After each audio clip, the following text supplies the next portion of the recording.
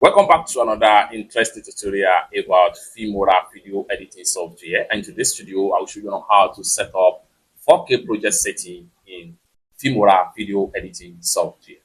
Let me show you how. The very first thing you want to do is to go ahead and make sure you open up your Filmora and go ahead and click on it. The next thing you want to do is to come to the top right here. Go ahead and click on File. Then come down below right here where you have project settings. Click on project settings. This is going to pump up right here. Next thing you want to do is to go ahead and click on resolution, then switch to 4K UHD. Click on that. Once you click on that, you have the size for 4K UHD. Then go ahead and click on your frame rate and choose whatever frame you use to record. So in this tutorial, I'm going to put it in 30 frame rate per second. Once you are done, select your wider screen, which can be 16 by 9 or 9 by 16, 1 by 1, which is Instagram standard, or 4 by 3 or 4 by 5 ratio, or you can come down here and click on custom.